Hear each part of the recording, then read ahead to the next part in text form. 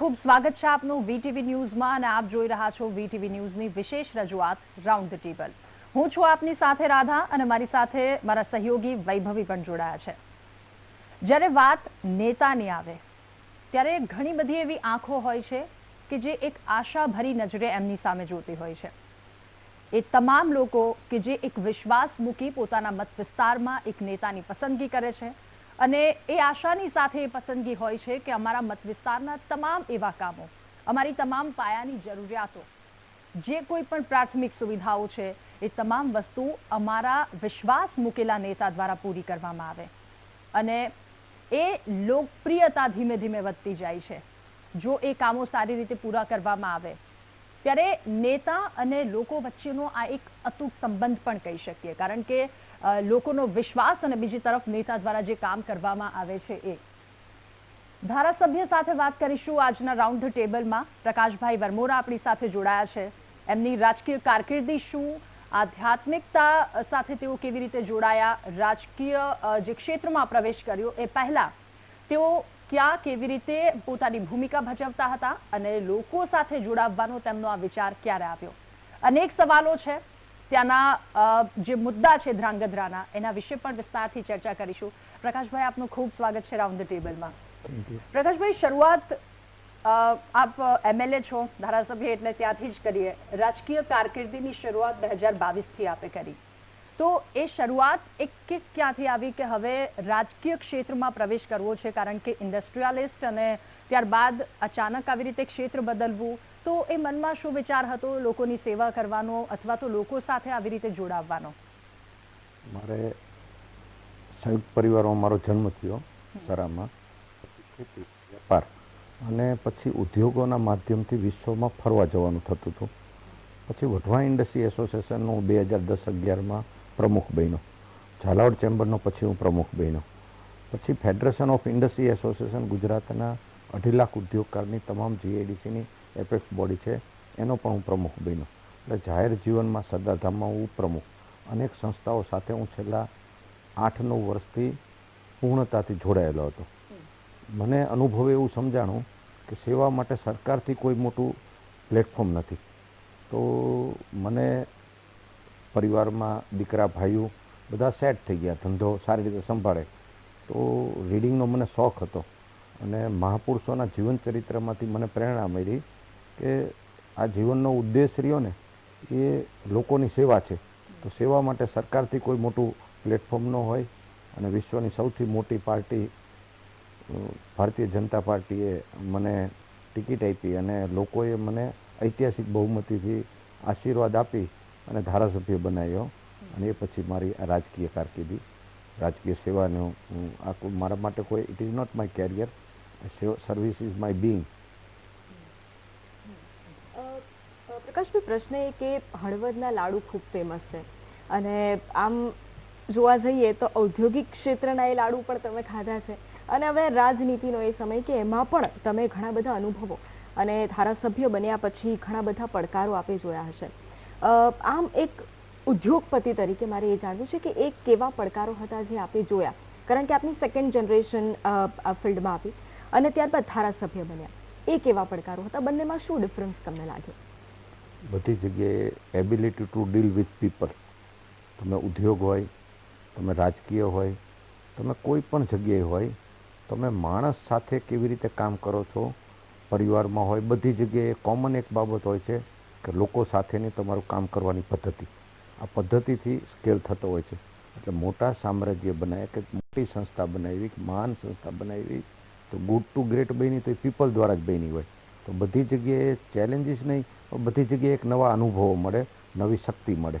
તો મારા ઉત્તરોત્તર વિકાસમાં ઔદ્યોગિક વિકાસના જે મને ટૂલો, પછી હું ફેડરેશનની બધી સંસ્થાઓમાં કામ કર્યું, સામાજિક સંસ્થાઓમાં કામ કર્યું, એના માધ્યમથી બધી જગ્યાએથી મને વિઝડમ પ્રાપ્ત થાય. અને વિઝડમનો ઉપયોગ કરીએ એટલે આપણે વધુ સારી રીતે આપણે કામ કરી શકીએ. તો પડકારની દિવસે દિવસે મારું ઉન્નતિ થતી જતી હોય છે. એટલે એક માણસ એને સંઘર્ષ કરે, હું એને સર્જન કરું છું, અપગ્રેડેશન કરું છું. તો એવી રીતે મારી ઉન્નતિ રોજે રોજ થતી જાય છે અને મારા માધ્યમથી હું આજુબાજુવાળાને સતત મેક્સિમાઇઝ કરતો હોય છું. ઓકે પ્રકાશભાઈ, હવે આ જર્ની વિશે વાત કરી જ રહ્યા છે, રાજનીતિમાં પ્રવેશવાવાળી, એટલે ધ્રાંગધ્રામાં આવવું અને જનતાનો એક વિશ્વાસ કેળવવો થોડી અઘરી વાત પણ એ કહી શકીએ, કારણ કે એક ક્ષેત્રથી બીજા ક્ષેત્રમાં આવવું અચાનક, એટલે લોકપ્રિયતા તો હોવી જોઈએ, સાથે લોકોનો વિશ્વાસ કેળવવો પણ એટલો આવશ્યક. 2017ની વાત કરીએ તો કોંગ્રેસ અને 2022માં ભારતીય જનતા પાર્ટી. તો કેટલું અઘરું રહ્યું આપના માટે, અથવા તો કેટલું ચેલેન્જિંગ રહ્યું? કેવા કેવા કપરા ચઢાણ ચડવા પડ્યા એમએલએની એ જે જીતવા માટે, સીટ જીતવા માટે? એક ઇન્ટિગ્રિટી હોય, એક તમારું પરફોર્મન્સ અને એક પોટેન્શિયલ હોય. તો લોકો પોટેન્શિયલને એક જોતા હોય કે કઈ વ્યક્તિ આવી છે, એ વ્યક્તિના પરિવારનું બેકગ્રાઉન્ડ શું છે. તો વરમોરા પરિવાર અમે કોર્પોરેટ બ્રાન્ડ કરતાં અમે સોશિયલ બ્રાન્ડ છે. તો અમે સમાજના દરેક વર્ગ માટે, અમે નહોતા ત્યારે મારા ગ્રાન્ડફાધરના ફાધર પણ બધા ધર્મ માટે, બધા લોકો માટે અમે ચેરિટી કરતા હોય, અને એ આજે પણ અમારું બિંગ છે. અમારી આવકના અમુક ટકા અમારે વાપરવાના. તો મારા ગ્રાન્ડફાધરના ફાધર તો કોઈના ઘરે બાજરો ન હોય તો ચૂપચાપ જઈને પોતે પહોંચાડી દેતા હતા. તો એક પરિવારની એક આબરૂ હોય, પછી એક સમાજની પણ આબરૂ હોય, પછી એક પક્ષની આબરૂ હોય, અને એક કોઈ પણ માણસ હોય ને, તો પશુ હોય એને પણ ખબર પડી જાય કે આ મને મારે છે, એ પ્રેમનું છે કે દાજનું છે. તો એક માણસનું કોમ્યુનિકેશન રહ્યું ને, એ બહુ મહત્ત્વનો પાર્ટ ભજવતું હોય. તો હું ગયો ત્યારે શરૂઆતમાં ચેલેન્જિંગ હતી, પણ પછી ચૂંટણીમાં ઇવોલ્યુશન અને હજારો કાર્યકર્તા, હું બધા ધારાસભ્ય મિત્રને કહેતો હોય કે કોઈ પણ ધારાસભ્ય બનતો હોય તો હજારો કાર્યકર્તા રાત દિવસ મહેનત કરતા હોય, એની આબરૂ દાવ ઉપર લગાડતા હોય, અને પ્રજા પણ દૂર દૂરથી આવીને મત દેતા હોય.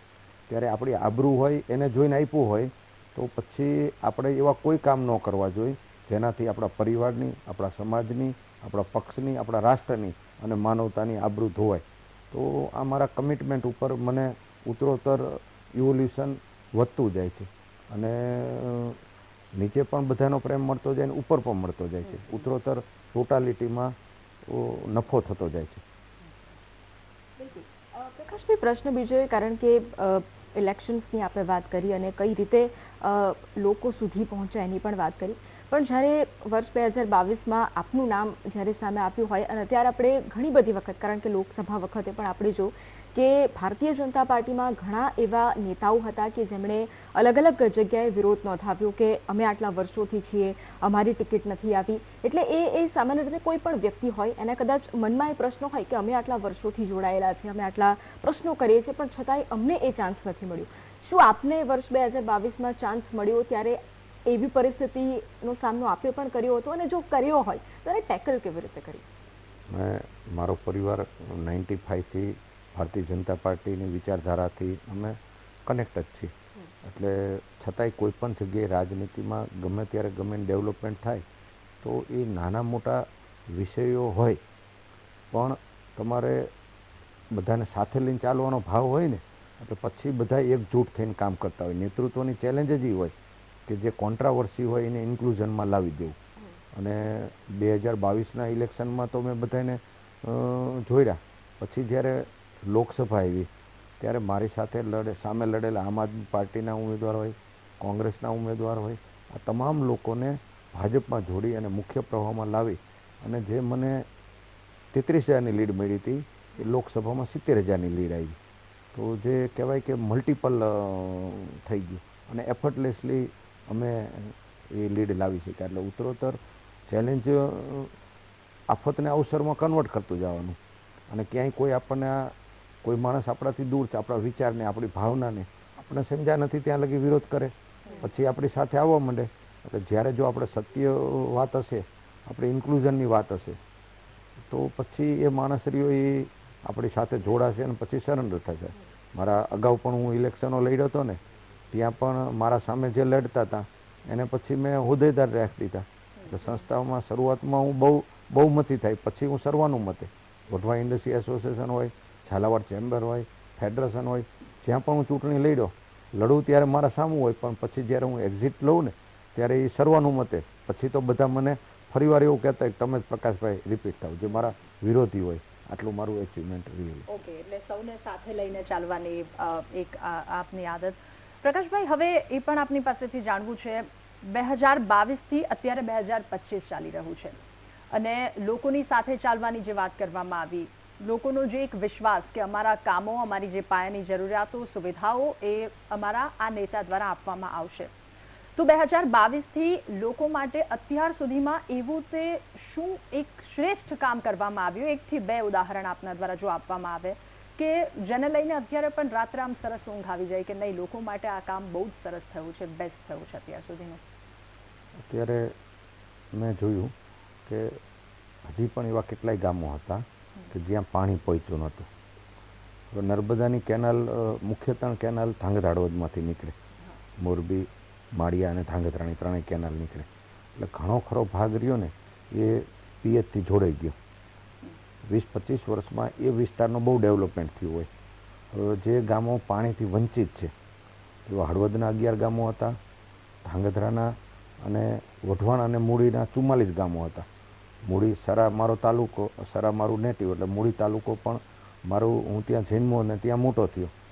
તો આ ગામોમાં પાણી પહોંચાડવાની જે મુખ્ય વાત હતી, ચૂંટણી સમયે મેં કીધું હતું કે આ કામ કોઈ પણ હાલતે કરવાનો વિષય સાચો હતો કે એક જગ્યાએ આપણી પાસે પાણી પડ્યું છે અને બીજી જગ્યાએ આયોજનના અભાવે આપણે પાણી પહોંચાડી નથી શકતા.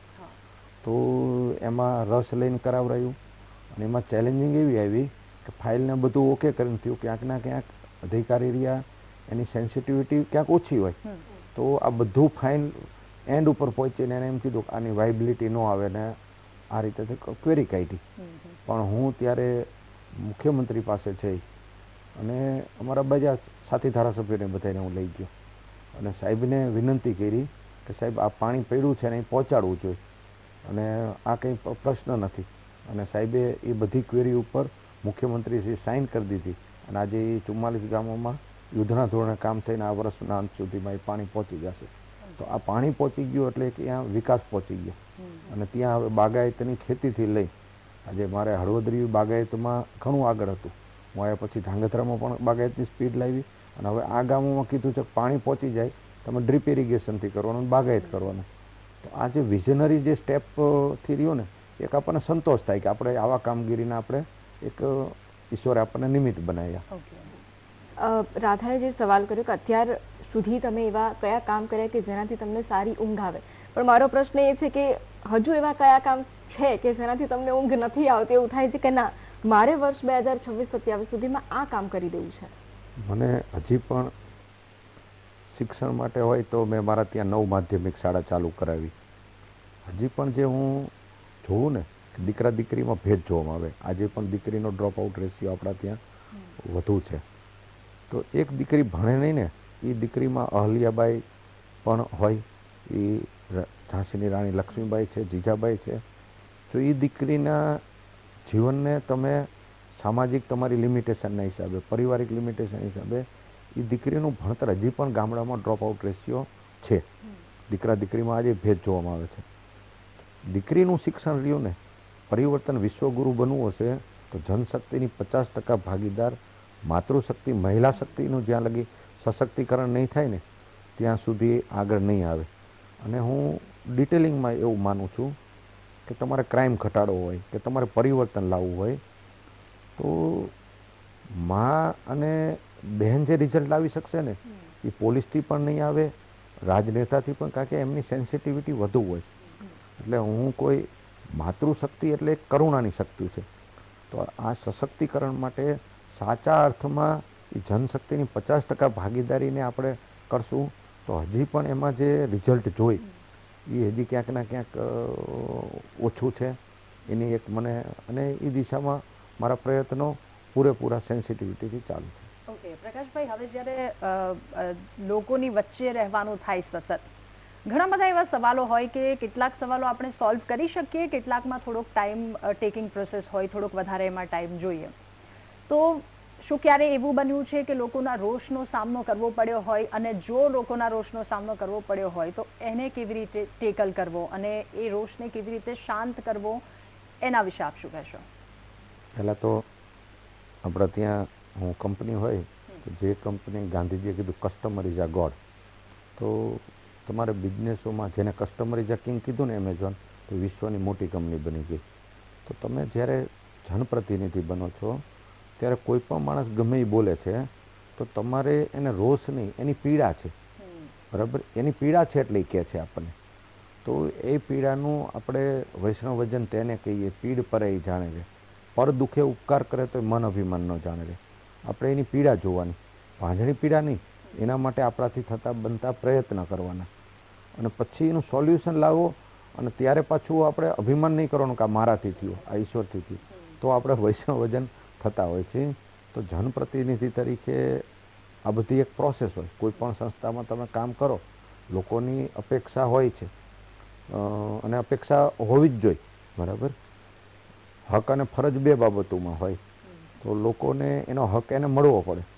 તો એ આપણું દાયિત્વ છે. અને સાથે સાથે એક રાજનેતા તરીકે લોકોને ફરજ માટે પણ જાગૃત કરવા. હું એક આપણા ત્યાં જાણતા 1947માં જે આપણું રાષ્ટ્રીય ચારિત્ર હતું ને, એ પછી આપણે બીજી ઉન્નતિ કરી છે. ક્યાંક ના ક્યાંક આપણું રાષ્ટ્રીય ચારિત્ર આપણું નીચે ગયું છે. હક માટે આપણે જેટલા જાગૃત છીએ ને એટલા આપણા ફરજ માટે નથી. પછી એમાં અધિકારી આવે, પદાધિકારી આવે, બધા પછી કોઈ વ્યક્તિગત આગળ હોય, પણ ટોટાલિટીમાં રાષ્ટ્રભાવમાં આપણે મૂકીને તો ક્યાંક ના ક્યાંક આપણી જે રાષ્ટ્રીયતા રહીને એ ત્યારે મતભેદ હતા, મનભેદ નહોતા. આજે મનભેદ પણ છે. તો ફરજ માટે હજી પણ સમાજને જાગૃત કરવાનું. રાઉન્ડ ધ ટેબલમાં હાલ રોકાઈશું એક બ્રેક માટે.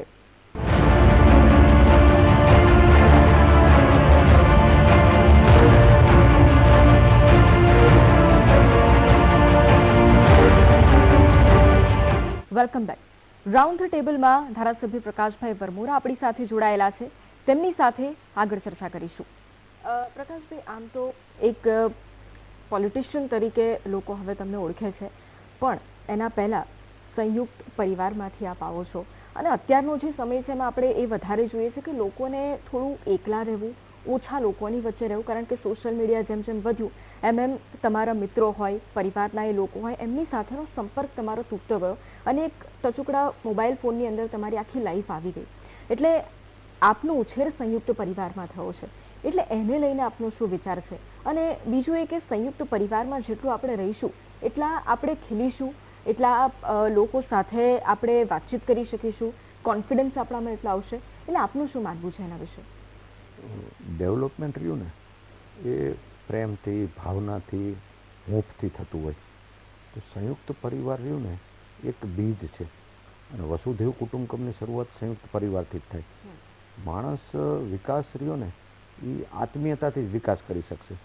જો માણસ બીજા સાથે જોડાતો નથી તો એ વિકાસ ક્યાંક ના ક્યાંક અપૂર્ણ છે. તો એને જે હવે એકલા રહેવું, તો એકલા જ્યારે બેઠો છો તમે સાધનાના ભાવથી તમારે બેસવાનું, અને એમાંથી તમારું પ્રેમ, ભાવ, કરુણા, આ હિલિંગ્સ આવે. એને પછી સમાજમાં શેરિંગ કરવાનું. ત્યારે તમારે સંયુક્તતામાં તમે રહેવાનું. એક થયું કે તમે ખાલી ટોળું બન્યા છો, તો ટોળું એ સંયુક્ત પરિવાર નથી. ટીમ બનો જ્યાં તમે એકબીજાનું મ્યુચ્યુઅલ અન્ડરસ્ટેન્ડિંગ ઊંચું હોય. તો આ જે ભાવ રહ્યો, દેશ આઝાદ થયો ત્યારે ભાવ શું હતો આપણો, કે લોકો વચ્ચેનું મ્યુચ્યુઅલ અન્ડરસ્ટેન્ડિંગ ઊંચું હોય. ખાલી બંધારણ એકમાત્રથી, આજે બંધારણ આપણને એમ કહે કે તમારે એટલું એટલું કરવાનું, એક્સિડન્ટ થાય તો ઊભું રહેવાનું બંધારણ આપણને ન કહે, પણ માનવીય આપણો ફરજ છે તો એક્સિડન્ટ થાય તો ઊભું રહેવું. તો આપણે જે પ્રેમ, હિલિંગ્સ, આ બધું એ આપણો ઉદ્દેશ હતો. આપણે સુપર પાવર બનવું નથી, વિશ્વગુરુ કે જે ભાવ, તો આ ભાવ વધારવાનો છે. તો મારા અનુભવ એવા છે કે આત્મીયતાથી જ મોટી ઉન્નતિ થશે. જો આપણે આ પરિવારની ભાવના, આ બંધુત્વની ભાવના તોડી નાખશું ને તો ભૌતિક વિકાસ થશે. તો રાવણ રાજમાં પણ હતો, પણ પછી તો તમારી કોન્ટ્રાવર્સી જ રહેશે. આજે વિશ્વના એવા કેટલાય દેશો હોય પર કેપિટા ઇન્કમ ઊંચી છે, પણ હસબન્ડ વાઈફ ભેગા નથી બેસી શકતા, ફાધર મધર નથી બેસી શકતા. તો આપણું કલ્ચર, જે ઓરિજિનલ કલ્ચર હતું ને, એ ટકાવવું પડશે. અને આજે એના માટે ચેલેન્જિંગ થતી જાય છે. તમે કહો છો કે હું જાહેર જીવનમાં છું, તો ઘણીવાર હું જોતો હોઉં છું એક પક્ષના 7-8 આગેવાન આત્મીય ભેગા નથી બેસી શકતા, પરિવારના લોકો નથી બેસી શકતા, સંઘર્ષ થઈ જાય. તો ક્યાંક ના ક્યાંક આપણું માનસિક, આત્મિક આ કુપોષિત છે. તો આમાંથી આપણે બહાર આવશું તો જ આપણે સાચી જે આપણી કલ્પના છે એ સાર્થક થશે. પ્રકાશભાઈ, હવે એ સવાલ પણ જ્યારે પરિવારની વાત આવી છે, સંયુક્ત પરિવાર એટલે દુઃખ, દર્દ, પીડા અને બધી વસ્તુ વહેંચતા આપણને પહેલેથી જ આવડી જાય છે કે ભાઈઓમાં વહેંચીએ છીએ એટલે પછી આગળના સમયમાં પણ લોકોને વહેંચીને એ વસ્તુ લઈએ. આ ભાવના તો આપણામાં આવે છે. સાથે પ્રકાશભાઈ અધ્યાત્મની સાથે પણ ખૂબ જોડાયેલા છે. તો એમાં પરિવારનો શું ફાળો છે? પિતા, દાદા, એ તમામનો શું ફાળો છે? કારણ કે આપે જે રીતે કહ્યું એ રીતે કે આવકમાંથી અમુક ટકા હિસ્સો લોકોની પાછળ વાપરવાનો, એ અને સાથે આધ્યાત્મને લઈને આપ શું કહેશો? I am the highly blessing child of the universe. મને સારા માતા પિતા મળ્યા. મારા ગ્રાન્ડફાધર પરિવારમાં અમે, મારા ફાધરને 3 ભાઈઓ અને એના અમે 7 દીકરા. સૌથી મોટો હું. તો સ્વાભાવિક છે કે મને બીજા બધા ભાઈઓ કરતાં વધુ પ્રેમ મળે. અને મને ત્યારે જૈનના સંતોથી લઈ અને નાના હતા ત્યારે મારામાં સ્પિરિચ્યુઅલ વધુ ઓલું થયું. તમે જ્યારે નાના હોય ને ત્યારે તમારા મગજ ઉપર જે બાબતો નાખે ને એનો એક પ્રભાવ રહે. ગાંધીજી નાના હતા ને સત્યવાદી રાજા હરિશ્ચંદ્રનું નાટક જોયું ને તો એના ઉપર એક બાય ડિફોલ્ટ પ્રભાવ હોય.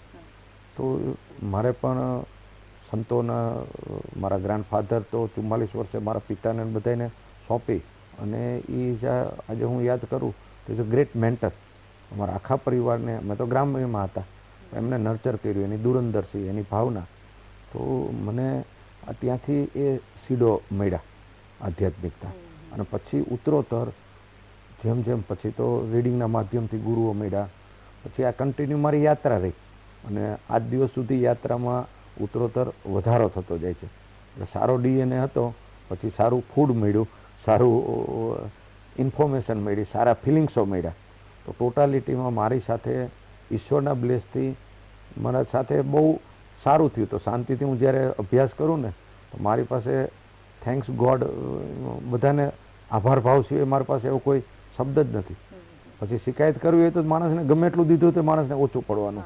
પણ હું બ્લેસ છું કે ટોટાલિટીમાં મને એવો માણસ છું કે જેના ઉપર ઈશ્વરની અનંત કૃપા. અને આધ્યાત્મ સાથે જોડાયેલા હોય એટલે ઓબ્વિયસલી એટલી કૃપા તો રહેવાની જ છે. હું એવું કહું છું કે આધ્યાત્મિકતા એ તમામ દ્રષ્ટિએ ફાયદાનો વસ્તુ છે. આજે આપણા લોકો ખાસ કરીને એમ જણાવ્યું કે સ્પિરિચ્યુઆલિટી કોઈ બુક, સ્પિરિચ્યુઆલિટી એ જીવનનો એક પાર્ટ છે. એટલે આધ્યાત્મિકતામાં ક્યાંય તમારે ત્યાગ નથી. આધ્યાત્મિક ઇન્ક્લુઝન. આજ તમે છો તો હું તમને મારી દીકરીના રૂપમાં જોઉં. તો આધ્યાત્મિકમાં તમે જ્યાં જાઓ ત્યાં તમારા સંબંધો બહુ જલ્દી બનવા માંડે. બરાબર? તો એ આધ્યાત્મિક તમામ દ્રષ્ટિએ ફાયદો છે. અને જેને જેને આધ્યાત્મિક સાધના કરી છે એ જ ઇન્ક્લુઝનમાં મોટા વિકાસ કરી શક્યા છે. તો એ તો આ દુનિયામાં મને પૂછે ઘણીવાર કોઈ કે શું કરવું જોઈએ, કોઈ investment in your self is number 1 investment. આપણી અંદર પ્રેમ ભાવ જગાડો, લાગણી ભાવ જગાડો, કરુણા ભાવ જગાડો, અને આનાથી તમારી ભૌતિક જગતમાં પ્રગતિ થશે અને આધ્યાત્મિક જગતમાં પ્રગતિ થશે. પ્રકાશભાઈ, આપે અને શરૂઆતથી લઈને અત્યાર સુધી જેટલી પણ આપણી વાતચીત થઈ એમાં તમારી સાથે વાતચીત કર્યા પછી એક નિખાલસતા દેખાઈ અને એક ગ્રાઉન્ડ લેવલ પર એક વ્યક્તિ કેટલું ઉદાર રહીને કામ કરી શકે છે એ પણ તમારી સાથે વાતચીત કરી ત્યારે એનો ખ્યાલ આવ્યો. ઘણી વખત આપણે એ પણ જોતા હોય, કદાચ રાજનીતિમાં કદાચ તમે ઘણા લોકોને મળ્યા હશો અથવા તો અલગ અલગ ક્ષેત્રોમાં તમે ઘણા લોકોને મળ્યા હશો કે એક પદ પર પહોંચી જાય એના પછી એ બાય ડિફોલ્ટ એક ઘમંડ આવી જાય, એક એટીટ્યુડ આવી જાય. કદાચ જે લોકો સાથે તમે વર્ષોથી મળતા હોવ, જેમની સાથે તમે ઉઠતા બેસતા હોવ, ઘણી વખત એ લોકો સાથેનો જે એટીટ્યુડ છે એ લોકો માટે જે આપણો ભાવ છે એ પણ થોડો ચેન્જ થઈ જતો હોય. પણ એ ગ્રાઉન્ડ લેવલ પર જોડાઈને રહેવું પણ એટલું જ જરૂરી છે. એટલે આજના સમયમાં ઘણી વખત જ્યારે આપણે એવા ઉદાહરણો જોતા હોય તો આપ એ યુવાનોને પણ શું કહેશો કે ગમે તેટલા આગળ વધો પણ જમીન સાથે જોડાઈને રહો કે જેથી તમારી ઉન્નતિ દિવસે ને દિવસે થાય? હું કોઈ પણ વ્યક્તિને કહેતો હોઉં છું કે પદ થકી વ્યક્તિની ગરિમા વધે ને તો એ વ્યક્તિત્વ નથી. કારણ કે પદને લઈને તમને માને. વ્યક્તિ થકી પદની ગરિમા વધે ને એ વ્યક્તિત્વ છે. એટલે કોઈ સારો ડૉક્ટર હોય એ મહાન ડૉક્ટર બને ને એના પ્રત્યે લોકોને માનનીય, વંદનીય, પૂજનીયનો ભાવ આવે ને તો એ મહાન ડૉક્ટર છે.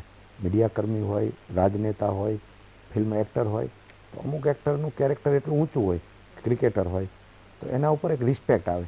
અને એ જ ક્રિકેટર જો સફળ થઈ જાય અને આઉટલાઈને ચડી જાય તો એના પ્રત્યે લોકોને એક ધિક્કાર આવે. બરાબર?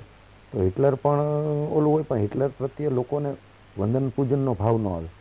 રાવણ હોય તો એનું એડમિનિસ્ટ્રેશનથી લઈને સાયન્ટિફિક કેટલું બધું એનું સારું હતું.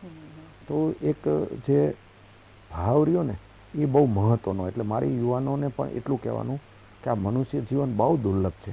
આ જીવન કોઈને પાડવા માટે નથી, કોઈને નીચું દેખાડવા માટે નથી. આ જીવન બેઠું કરવા માટે છે. આપણી ઉન્નતિ કરવાની અને આપણી સાથે જોડાયેલા બધા માણસની ઉન્નતિ કરવાની. અને આ ભાવથી કામ કરશું તો એફર્ટલેસલી ગ્રોથ થશે. નહીંતર સંઘર્ષોમાં જન્મો અને તમે ત્યાં કુંડાળામાં પતી જશો. તમારું હોરિઝોન્ટલી વિકાસ નહીં થાય, વર્ટિકલ વિકાસ નહીં થાય. તો આ જીવન બહુ દુર્લભ છે. જે બુદ્ધને મળ્યું હતું, જે મહાવીરને મળ્યું હતું, જે ગાંધીને મળ્યું, જે અબ્રાહમ લિંકનને મળ્યું હતું. જન્મ સમયે આપણે બધા સરખા જ હોય. મૃત્યુ સમયે આપણે કઈ સ્થિતિએ આઉટ લઈ છીએ એ આપણું એચિવમેન્ટ હોય છે. અને મરવાનું ફાઇનલ છે. હિટલરે મરી ગયો, રાવણે મરી ગયો, રામે મરી જાય. તો આપણે જૈનમાં છીએ અને દુનિયાથી જઈ ત્યારે આપણે દુનિયામાં શું આપીને જઈ છીએ.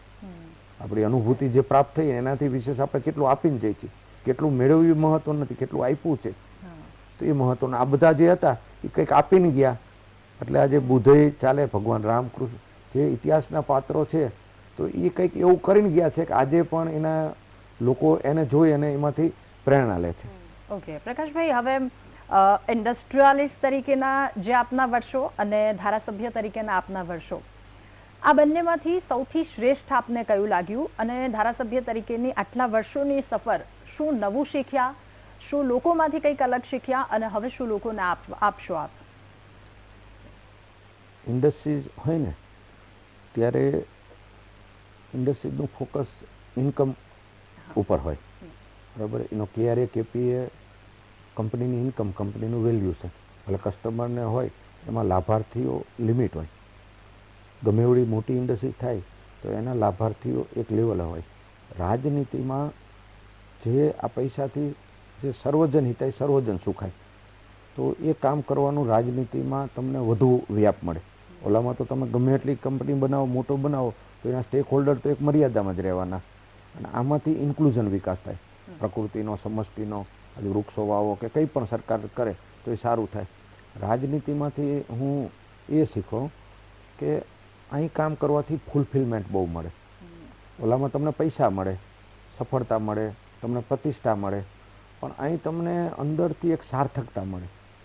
અને અહીં જેમ જેમ કામ કરતા જઈ, હવે એવા કેટલાય બધા હોય કે એને આપણે ક્યાંય ને ક્યાંય કામ કરી દઈને એ જે અંદરથી જે હિલિંગ મળે, ફિલિંગ્સ મળે ને, એ તમને કરોડો રૂપિયાના નફામાં ન મળે ને, એ અમૂલ્ય વસ્તુ અહીં મળે. એ જે પ્રેમ મળે, લાગણી મળે અને એનો એક આત્મસંતોષ મળે. અહંકાર ભાવ નહીં, કરુણા ભાવથી આપણે કામ કરી એટલે એનો એક આપણને આત્મસંતોષ મળે. તો એ હું અહીંથી શીખો અને હું બધાનો આભારી પણ છું. આ ધારાસભ્ય મળવું, હું ઘણા મને એમ કહે કે પ્રકાશભાઈ તમે કંટાળતા નથી ઉદ્યોગપતિ. હું કહું ધારાસભ્ય ઇટ ઇઝ માય બ્લેસિંગ. હું આને બર્ડન નથી ગણતો, આ મારો બ્લેસ છે. કોઈ કદાચ ક્યાંય ગાળ દીધી તો એની પીડા એટલે તો હું બ્લેસિંગ ભાવમાં છું. એટલે મને એમાંથી સારું શું થઈ શકે એ કરવાનું મન થાય. મને એને એવું ન થાય કે આને હું ચૂપ કરાવું. એટલે સમાજ જીવનમાં હોવું, વૈભવી આટલી સ્વાભાવિક અને આટલો સહજ સ્વભાવ હોવો પણ ખૂબ વધારે આવશ્યક છે. બિલકુલ બિલકુલ.